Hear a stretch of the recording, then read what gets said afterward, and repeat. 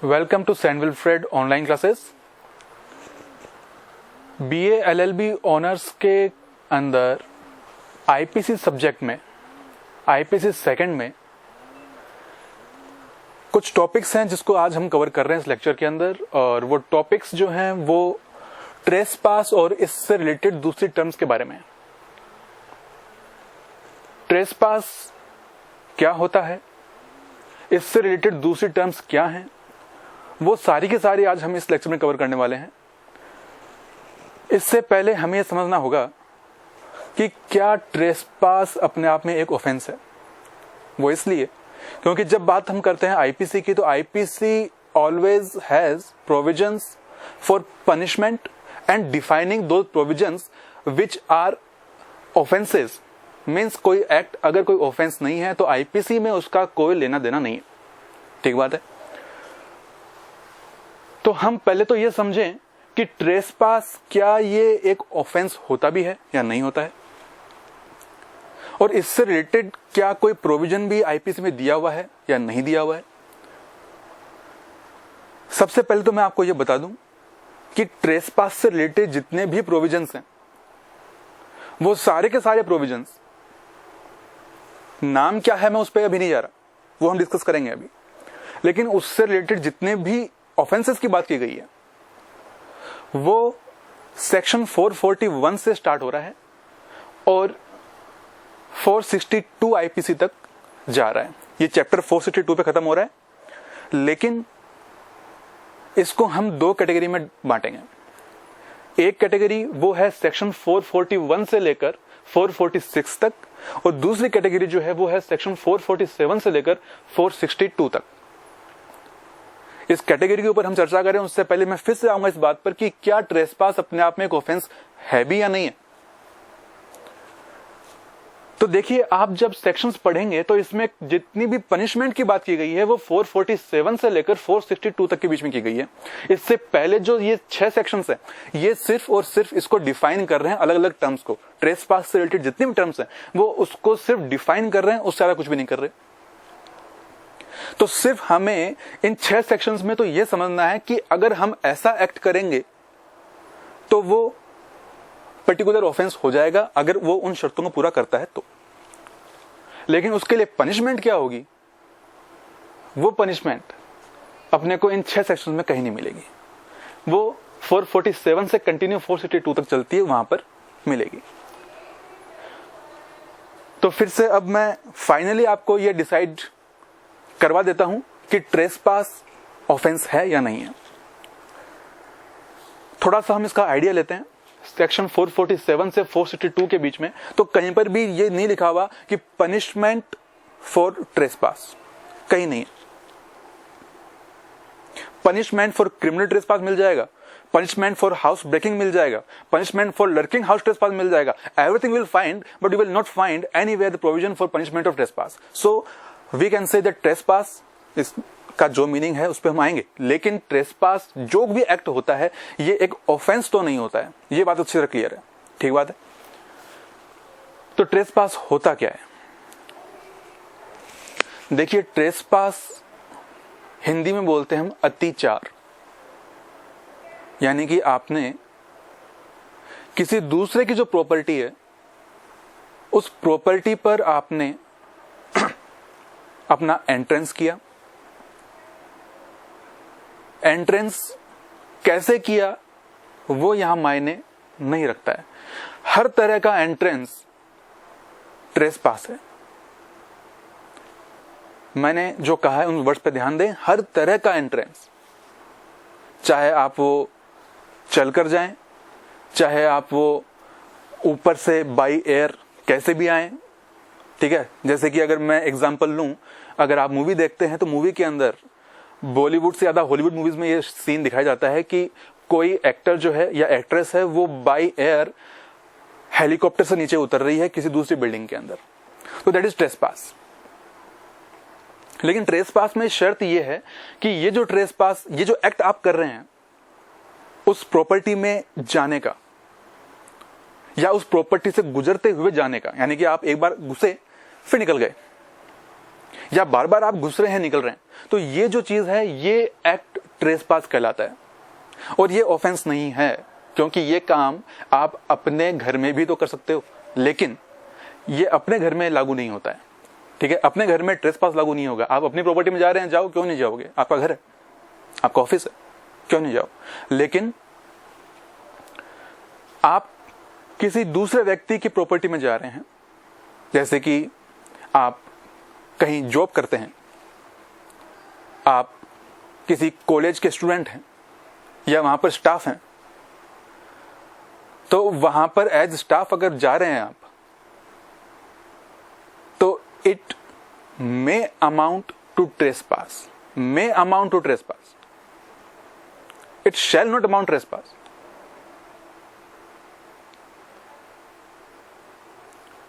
तो किसी दूसरे की प्रॉपर्टी में आप जा रहे हैं तो दैट इज ट्रेसपास। लेकिन यहीं पर अगर वो जो एक्ट किया जा रहा है, ये एक्ट विद क्रिमिनल इंटेंट किया जा रहा है, क्योंकि आईपीसी की बात नहीं कर रहा मैं, जितना भी अपना क्रिमिनल लॉ है, उस क्रिमिनल लॉ के अंदर if you don't have malafide intention you will not be punished for that act. If you do it in good faith you will not be punished for that. सद्भाव से किया गया कार्य कहीं पर भी अपराध नहीं बनाता है। तो criminal trespass is an offence as defined under section 441 IPC and punishment इसका सेक्शन 447 में मिल जाएगा। मैं पनिशमेंट्स को डिटेल में नहीं बात करूंगा यहां पर, क्योंकि पनिशमेंट वाले जो सेक्शंस हैं 447 से 462 के बीच में, तो ये सेक्शंस ऐसे हैं कि इनको समझाने की जरूरत नहीं है। ठीक है, इसमें ऐसा कुछ नहीं है कि समझाऊंगा या आपको किसी और की जरूरत पड़ेगी, ऐसा कुछ भी नहीं है। Even you need not require text book for that. आपको जो समझना है वो सिर्फ ये समझना है कि क्या पर्टिकुलर एक्ट वो ऑफेंस बनेगा या नहीं बनेगा, चाहे वो 441 का हो या 3 का हो, 5 का हो, किसी का भी हो, सिर्फ उस पर ध्यान दीजिए। और आईपीसी पूरी आप पढ़ रहे हैं 511 सेक्शन से, इसके अंदर एक्चुअल में 511 सेक्शन नहीं है समझने के लिए, ये एक ट्रिक है। 511 सेक्शन सिर्फ दिखाने को है।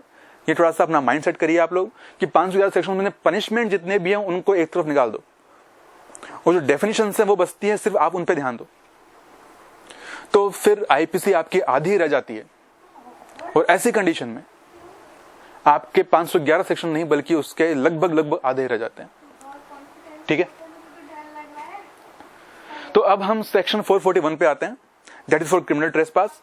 और इसके अंदर मैं आपको समझाऊं उससे पहले हम थोड़ी सी हेडिंग याद करते हैं। अगर आप एलएलबी के स्टूडेंट्स हैं, जो कि हैं, तो आपके लिए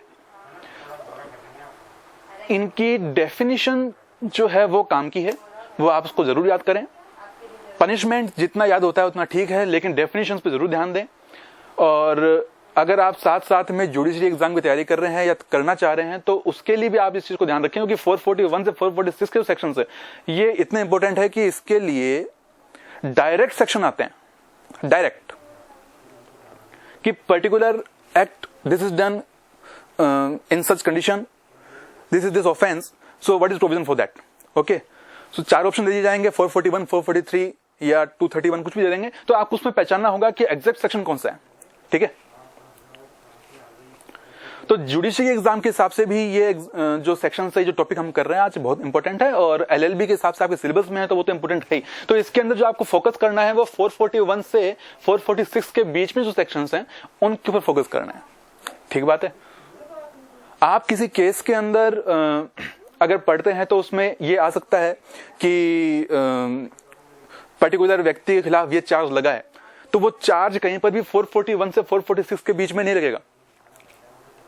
चार्ज जब लगाया जाता है, सीआरपीसी में चार्ज लगता है, ठीक है ना, चार्ज लगाने का काम प्रोसीजर कोड का आता है, वो इंडियन पेनल कोड का नहीं है। तो उसके अंदर जो चार्ज लगा हुआ मिलेगा आपको वो 447 या 462 का मिलेगा। यानी कि जैसे कि अगर मैं कहता हूं कि पर्टिकुलर व्यक्ति ने एक ऑफेंस किया है और उसके खिलाफ अंडर सेक्शन उसने, मैं मान लेता हूं कि क्या किया, उसने कर दिया हाउस ट्रेसपास, तो उसके खिलाफ सेक्शन 442 का चार्ज नहीं बनेगा, उसके खिलाफ सेक्शन जो चार्ज बनेगा वो 448 का बनेगा, क्योंकि पनिशमेंट 448 में दी हुई है। ठीक बात है। अब 441 से जो हेडिंग्स दी हुई है, हम पहले उन हेडिंग्स को याद करने की कोशिश करेंगे, क्योंकि मैंने कहा कि ये चैप्टर बहुत इंपॉर्टेंट है एग्जाम की दृष्टि से भी और जुडिशियल एग्जाम की दृष्टि से भी। ठीक है, तो अब ऐसी कंडीशन के अंदर हम इन सेक्शंस को बाय नंबर और मतलब एग्जैक्टली याद कैसे किया जाए उसका तरीका है, बहुत इजी तरीका है, ध्यान दीजिए। और मैं चाहूंगा कि आप इसको बीच में पॉज करके ना देखें बल्कि लगातार देखें, क्योंकि ये बहुत बहुत बहुत इंपॉर्टेंट टॉपिक है। देखिए, सबसे पहली बात तो ट्रेस पास ऑफेंस नहीं होता है, तो सीधी सी बात है कि आईपीसी में इसका कोई लेना देना नहीं होगा। नेक्स्ट 441 से स्टार्ट हो रहा है, 6 सेक्शन से ध्यान रखिए आप। अब इसके अंदर 441 के अंदर trespass is not offence but criminal trespass is offence 441 के अंदर। ठीक है, क्रिमिनल ट्रेसपास 441 के अंदर है, लेकिन अगर क्रिमिनल ट्रेसपास किसी हाउस के अंदर किया जाएगा तो फिर ये हाउस ट्रेसपास कहलाएगा। नेक्स्ट 442 में आ गया ये। ठीक बात है, इजी है, तरीका अच्छा है कि trespass is not offence, IPC मतलब ही नहीं है।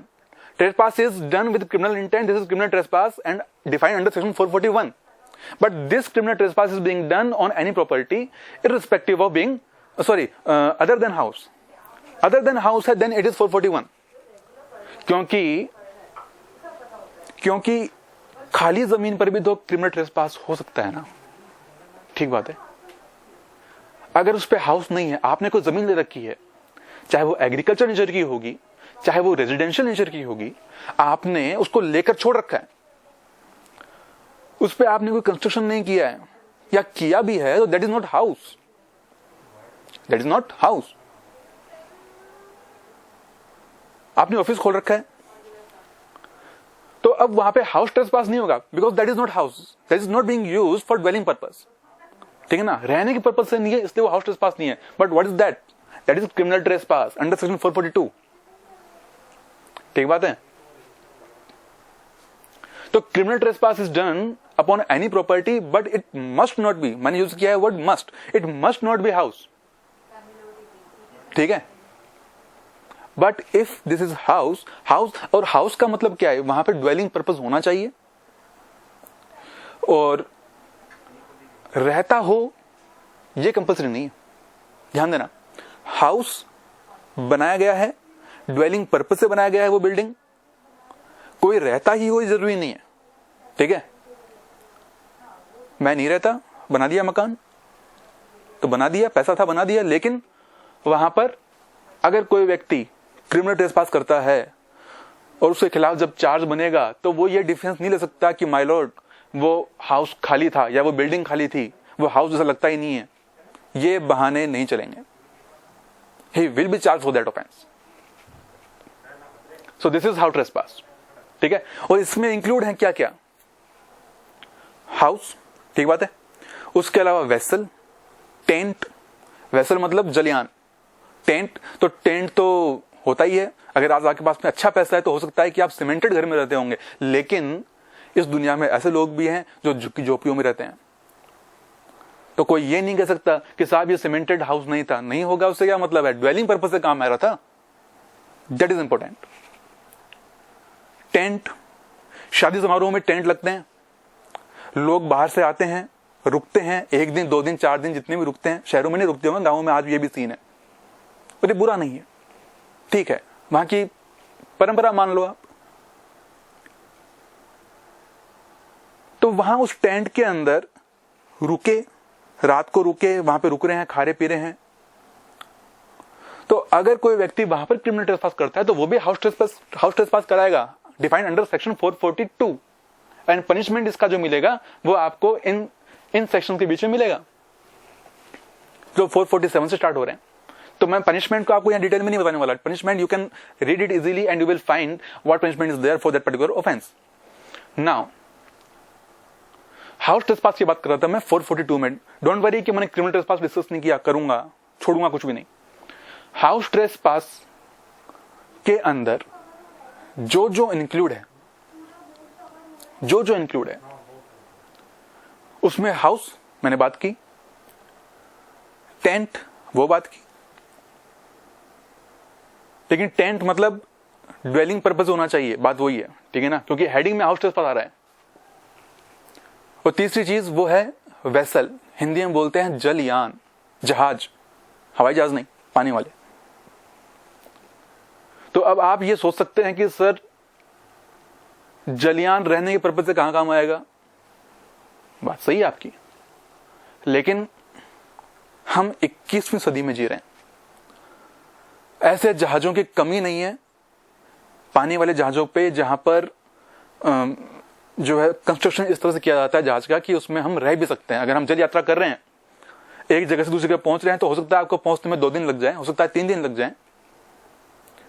टाइटैनिक का आपने नाम सुना होगा, उस मूवी बनी है, तो वो क्या है, वो यही है, इसलिए इसके अंदर वेसल इस्तेमाल किया है, ठीक है ना। और एक चीज और, अगर मैं आपको यहां पढ़ा रहा हूं तो मैं उम्मीद करता हूं कि आपके सामने आईपीसी का बेयर एक्ट, मैंने कहा बेयर एक्ट ना कि टेक्स्ट बुक, बेयर एक्ट खुली हो, ताकि मैं जहां बोल रहा हूं आप उस सेक्शन को पढ़ सकें। और अगर आपको लगता है कि कुछ छूट रहा है तो बीच में पॉज कर लें, जो सेक्शन में जहां पे मैंने आपको बोला है, जैसे मैंने आपको हाउस ट्रेसपास में बोला है कि इसमें हाउस इंक्लूड है, इसके अंदर वेसल इंक्लूड है, इसमें टेंट इंक्लूड है, तो आप उन वर्ड्स को वहां पढ़ें, वो जरूरी है, सिर्फ सुनना जरूरी नहीं है, आप साथ साथ में पढ़ें, बेयर एक्ट सामने खोल के रखें। और जितने भी लेक्चर्स हमारे होंगे, सभी लेक्चर्स के लिए मैं बोल रहा हूं कि आप बेयर एक्ट सामने खोल के रखें इस वीडियो को स्टार्ट करने से पहले ही, ठीक है। और अगर आपके पास में हार्ड कॉपी अवेलेबल नहीं है तो ऑनलाइन डाउनलोड कर लें, सुविधा उपलब्ध है ऑनलाइन। ओके, नेक्स्ट हमारा है लर्किंग हाउस ट्रेसपास। देखो, trespass is not offence, criminal trespass is offence, so defined under 441। Next, if criminal trespass is committed under any house, in any house, which includes whatsoever we discussed already, so that is house trespass. Next, 442. Then next, if house trespass में lurking की जा रही है, that is lurking house trespass. ठीक है, एक दूसरे से काफी पास के वर्ड है ये, और पास के सेक्शंस भी हैं, तो याद भी हो जाएगा इजीली, ठीक है, कि 442 में हाउस ट्रेसपास है, तो चलो जी ठीक है, हाउस ट्रेसपास में लर्किंग की, तो लर्किंग की तो 443 में आ गया। अब लर्किंग क्या चीज है, हिंदी में बोलते हैं इसको प्रच्छन्न गृह अतिचार। मैं हिंदी साथ साथ में क्यों बोल रहा हूं, वो इसलिए क्योंकि आप चाहे इंग्लिश मीडियम के हो या हिंदी मीडियम के, उससे कोई फर्क नहीं पड़ता, रियल में कोई फर्क नहीं पड़ता, ना तो आपके इस एकेडमिक लेवल में फर्क पड़ता है और ना ही प्रोफेशनल लेवल में फर्क पड़ता है। फर्क पड़ता है इस बात से कि आपको नॉलेज कितना है। There is value of knowledge, there is demand of knowledge in this world. आपका 5 साल का एलएलबी का कोर्स है, 3 साल एलएलबी का कोर्स, उससे कोई फर्क नहीं पड़ता, और ये बात मैं क्लास में बोलता रहता हूं। तो आप इस पे ध्यान दें कि लर्किंग हाउस ट्रेसपास मतलब कि मैं किसी घर में जा रहा हूं, लेकिन घर में क्यों, क्योंकि इसमें वर्ड आ रहा है हाउस, ठीक है, तो हाउस में क्या क्या इंक्लूड होगा, वो सब वही इंक्लूड होगा जो 442 में इंक्लूड है, ठीक है, vessel, tent, any building for dwelling purpose, सब कुछ। तो उन सब चीजों में अगर मैं घुस रहा हूं किसी तरीके से, लेकिन मैं उस व्यक्ति को जो वहां का मालिक है उसको, या जो वहां पे रहता है, क्योंकि जरूरी नहीं कि मालिक ही हो सकता है कोई और व्यक्ति वहां पे साथ संभाल कर रहा है, तो उस व्यक्ति की बिना नॉलेज में आए, और बल्कि इस तरीके से कि उसकी नॉलेज में आ ना सके, और फिर मैं अगर क्रिमिनल ट्रेसपास करता हूं, तो such criminal trespass will amount to lurking house trespass. It will not only amount house trespass, but it will amount lurking house trespass. और जब बात की जाती है क्रिमिनल ट्रेसपास की, तो मैं क्रिमिनल ट्रेसपास को 4 लेटर से समझाऊंगा, और वो 4 लेटर्स को हम मिक्स करते हैं तो फिर ये जो है एक वर्ड बनता है। ये वैसे साउथ का वर्ड है और आपने सुना भी होगा, अय्यो। अय्यो अय्यो आपने कई जगह सुना होगा, फिल्मों में सुना होगा, अय्यो रामा वगैरह बोलते रहते हैं। तो वो अय्यो वर्ड जो है बड़ा इंटरेस्टिंग है, आपको फनी भी है, आपको इजीली याद भी हो जाएगा। तो ट्रेसपास और क्रिमिनल ट्रेसपास में जो फर्क है, मैंने स्टार्टिंग में बताया था कि क्रिमिनल ट्रेसपास में इंटेंशन क्रिमिनल होती है, और आईपीसी में जब तक आपकी इंटेंशन क्रिमिनल नहीं है तब तक आपके खिलाफ कोई चार्ज नहीं बनेगा। और क्रिमिनल इंटेंशन में यहां पर क्रिमिनल ट्रेसपास के अंदर इंक्लूड अय्यो वर्ड है। अब अय्यो में क्या है, स्पेलिंग जो मैंने नोट की है यहां पर, वो है AIIO, AIIO, अय्यो। अब ये है क्या चीज, A स्टैंड फॉर अनवांस, अन्वयांश, नाराज करना, ठीक है। तो आप किसी को नाराज नहीं कर सकते। नाराज का मतलब यहां पर हर्ट से नहीं है, सिर्फ नाराज का मतलब है कि आप अगले को असुविधा कर रहे हो। अगर आप वैसा कुछ नहीं करते तो उसको वो असुविधा नहीं होती। असुविधा चाहे वो शारीरिक रूप से हो या मानसिक रूप से हो, चाहे वहां के हालात से हो, कैसे भी हो, आप वहां पर जो अन्वयांश कर रहे हैं वो अन्वयांश उसको नहीं होना चाहिए था लॉफुली, ठीक है। तो दैट इज ए अन्वयांश। आई इंटिमिडेशन, अभित्रास करना, डराना, धमकाना, अगर आप ऐसा कर रहे हैं तो दैट इज इंटिमिडेशन। और इसके लिए सेक्शंस अलग से हैं। क्रिमिनल इंटिमिडेशन का चार्ज अलग से बनता है, वो आगे आपके आ जाएगा, 503 में आ जाएगा वो, 503 और वहां उसके आसपास के कुछ प्रोविजंस है वो क्रिमिनल इंटिमिडेशन को लेकर ही है। फिलहाल हम उस पर नहीं जा रहे, लेकिन आपको वहां पर एज रेफरेंस वो सेक्शन पढ़ लेना चाहिए ताकि आपको यहां पर क्रिमिनल इंटिमिडेशन का जो मीनिंग है वो समझ में आ जाए। और इस भरोसे मत रहा करो कि आपको सेक्शन 1, 2, 3, 4, 441, 442 ऐसे ही पढ़ना है। ऐसा नहीं है, ऐसा नहीं है, बिल्कुल नहीं है। आपके यहां पर लॉ के अंदर जितने भी अपने बेल एक्ट होते हैं, चाहे वो सिविल हो, क्रिमिनल हो, कोई सा भी हो, मैंने कई बार कहा है, फिर बोल रहा हूं कि हम सेक्शंस को सीक्वेंस से ही पढ़ें, ये जरूरी नहीं है। और अगर इस दायरे में बनकर पढ़ रहे हैं तो इससे बड़ी बेवकूफी नहीं होगी कोई। अगर सेक्शन 2 पढ़ रहे हैं और साथ में सेक्शन 41 का रेफरेंस आ रहा है, समझदारी ये कहेगी कि आपको साथ में 41 पढ़ लेना चाहिए। और जब तक आप वो नहीं करते हो सेक्शन 3 पे मत जाओ। इससे आपका टाइम बचेगा, नॉलेज बढ़ेगी, उसके ऊपर कमांड बढ़ेगी। इसके अंदर ये मैं मानता हूं कि स्टार्टिंग में थोड़ा जोर आता है, लेकिन ये बस जो भी जोर आना है वो स्टार्टिंग में आएगा, उसके बाद में जोर नहीं आएगा। उसके बाद में समझने के लिए आपको उसको पढ़ने की जरूरत नहीं पड़ेगी। ह्यूमन मेमोरी है, भूल सकते हैं, वो नेचुरल है, भूल जाते हैं, कोई पलट के देख लिया वो ठीक है, लेकिन समझ में ही नहीं आया इसलिए पढ़ रहे हो, तो इसका मतलब आप अभी तो टाइम खराब करोगे, उस वक्त भी आपने टाइम खराब किया था। तो वो चीज नहीं होनी चाहिए। इसी को बोलते हैं स्मार्ट स्टडी, और कोई अलग से नहीं है। ओके, तो मैं बात कर रहा था आईओ की। तो ए हो चुका है, आई फॉर इंटिमिडेशन हो चुका है। दूसरा आई है वो है इंसल्ट। इंसल्ट आप समझते ही हैं। तो इंसल्ट करने के पर्पज से अगर आप ट्रेसपास कर रहे हैं that is also criminal trespass. और ओ मतलब ऑफेंस, और offence has same meaning as defined under section 40 IPC. और 40 आईपीसी पढ़ते हैं तो उसमें बहुत कुछ दे रखा है, लेकिन मैं आपको उसको शॉर्ट में बताता हूं, सही से बताऊं तो आपको समझ में आ जाएगा। 40 आईपीसी में जो कुछ भी लिख रखा है अगर उसको हम इनडायरेक्टली समझें तो वो ये है कि कोई भी एक्ट इंक्लूड्स ओमिशन, ठीक है ना, सेक्शन 32 आईपीसी, कि कोई भी एक्ट अगर इस तरह से किया जा रहा है जिसके लिए आईपीसी करने से मना करती है या न करने से मना करती है, क्योंकि मैंने कहा act includes omission as per 32 IPC, तो वो सारे एक्ट ऑफेंस कहलाएंगे आईपीसी के दायरे में, आईपीसी के दायरे में। क्योंकि वही एक्ट हो सकता है कि किसी दूसरे एक्ट के अंदर ऑफेंस ना हो तब तक जब तक कि कुछ कंडीशंस ना हो, ये हो सकता है।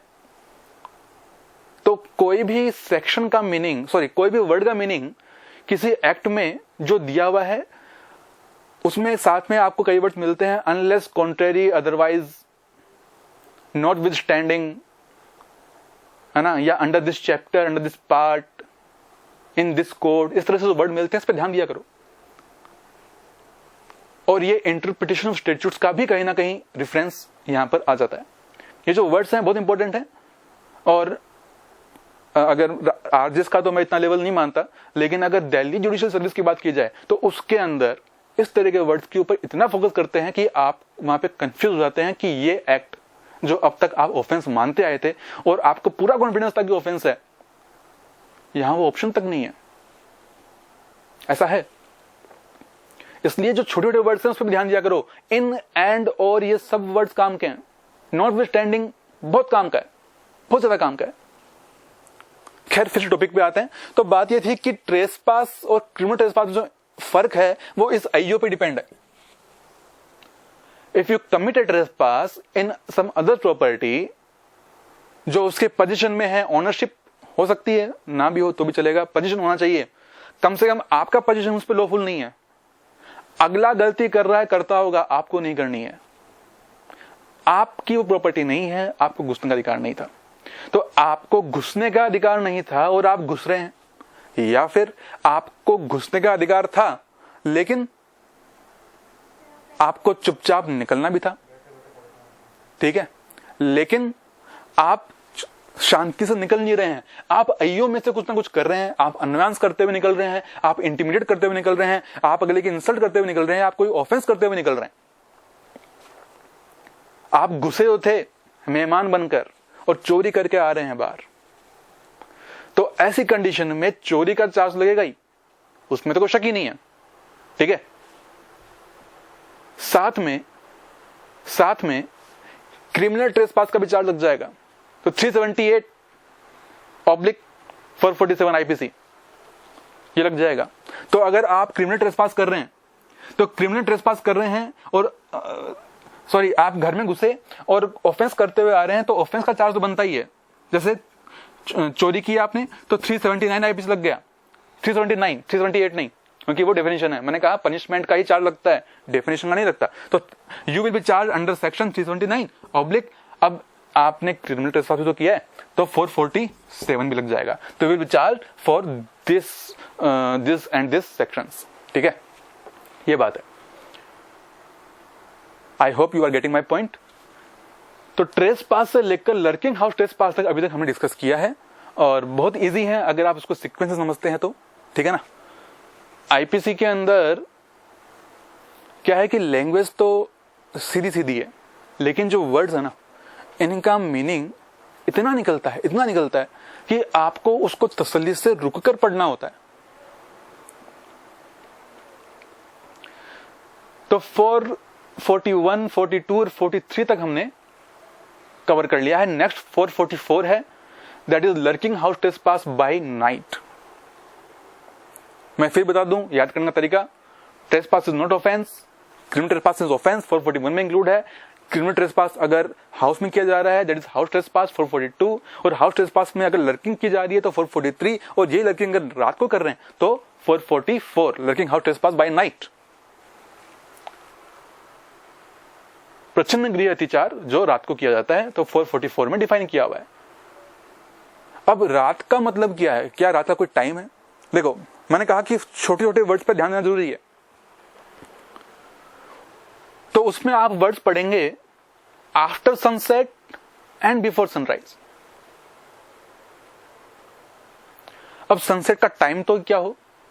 क्या हम रोजाना पंडित जी के पास जाएं कि पंडित जी आज आप बताइए, या अखबार के अंदर हम देखें, वो आता है ना कोने में कि आज चांद इतने बजे दिखेगा, तो आपको चांद पे नहीं जाना, आप जमीन पे रहिए। तो रात का टाइम कितने बजे स्टार्ट होता है, कितने बजे खत्म होता है, इसके लिए कोई फिक्स टाइम नहीं है। अभी जैसे गर्मियां हैं तो गर्मियों में लगभग हम मान लेते हैं 7, 7:30 बजे दिन छिप जाता है और सुबह लगभग 5 बजे करीब दिन उग जाता है, ठीक है। तो इसके बीच का जो टाइम है ये रात मानी गई है। इसका कहीं पर भी आपको कोई टाइम नहीं मिलेगा, कानून की नजर में कह रहा हूं मैं। सोशल नजर से कुछ और टाइम हो सकता है, हमें उससे मतलब नहीं है। हम कानून के विद्यार्थी हैं, कानून के हिसाब से चलेंगे। तो कानून में मैंने क्लास में पहले ही बताया था कि जिन वर्ड्स का मीनिंग आईपीसी में नहीं मिलता है उनको हम जनरल क्लॉजेस एक्ट 1897 के अंदर देखते हैं। उसमें सेक्शन 3 के अंदर दिया हुआ है, लेकिन उसके अंदर भी कहीं पर भी सनसेट और सनराइज का मीनिंग नहीं दिया हुआ है। Section 3 of the general clauses act 1897 कहीं नहीं है। तो ये एक रीजनेबल होता है, ठीक है।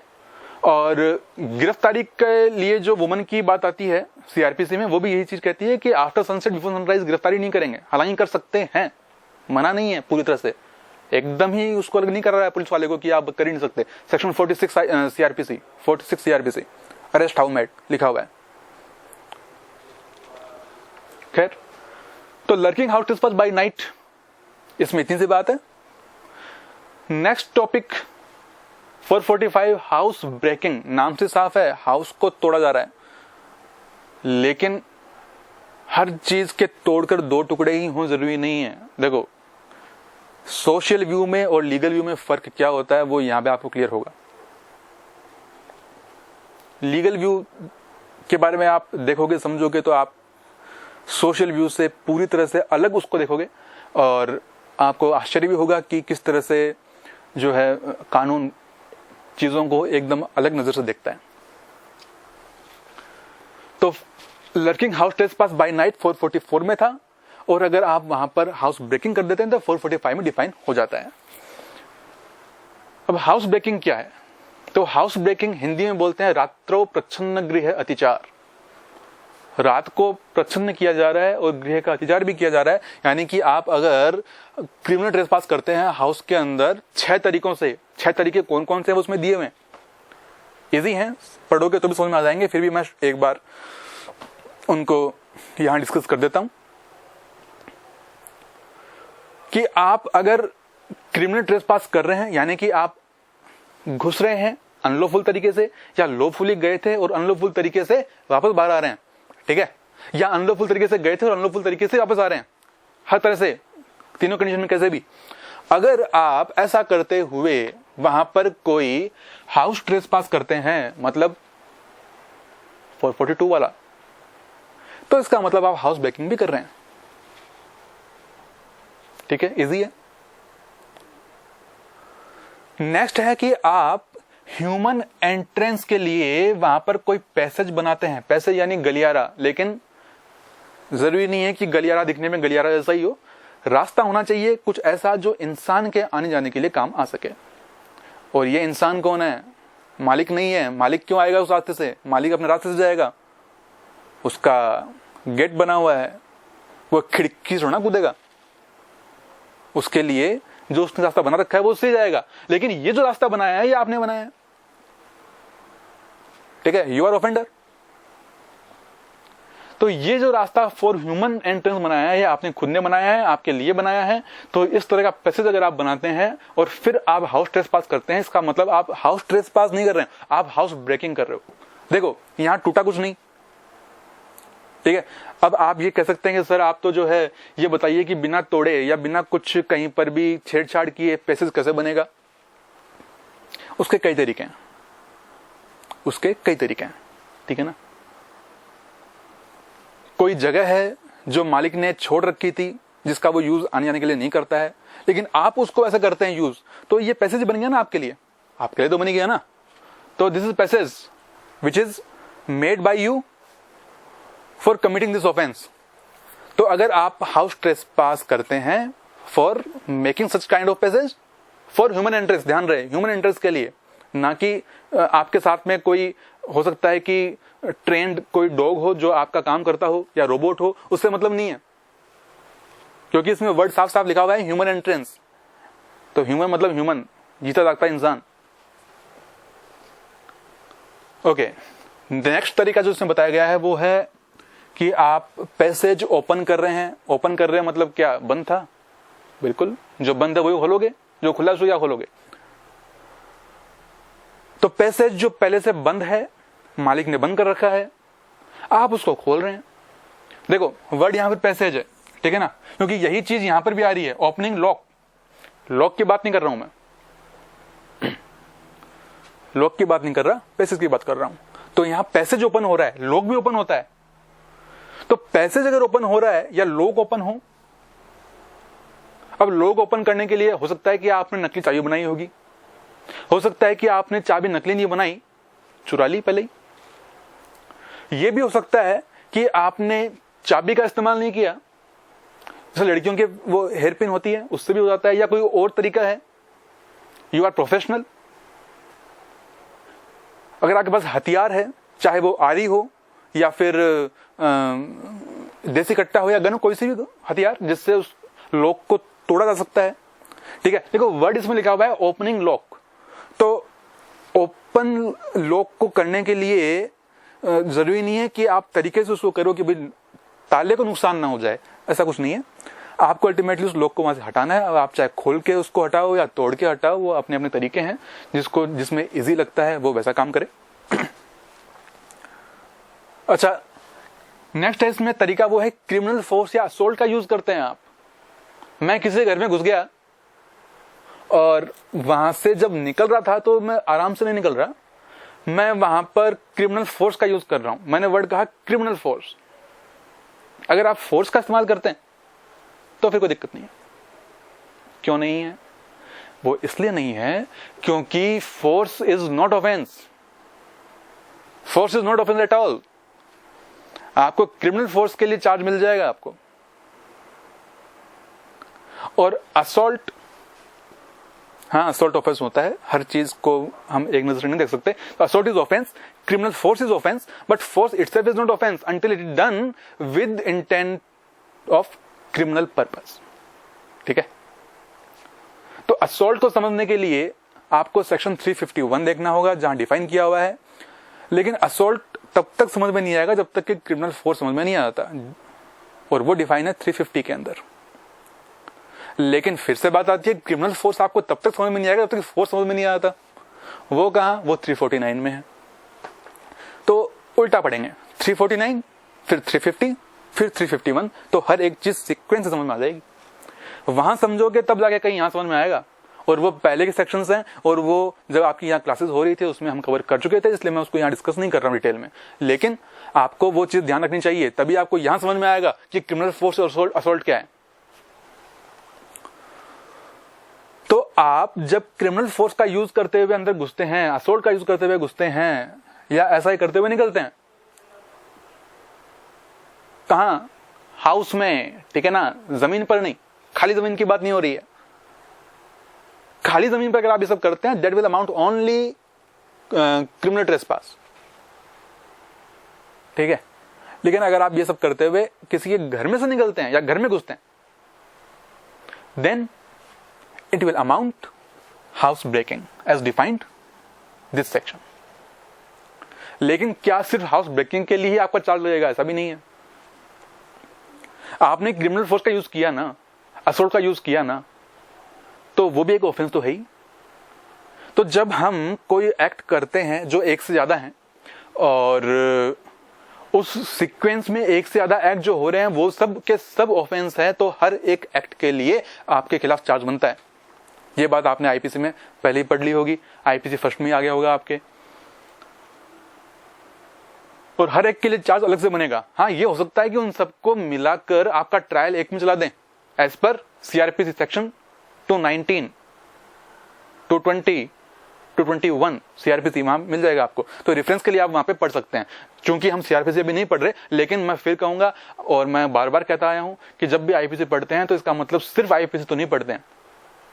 आपके सिलेबस में है नहीं है कोई मायने नहीं रखता।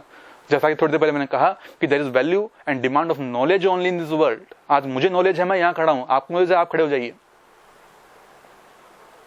If you are qualified for that.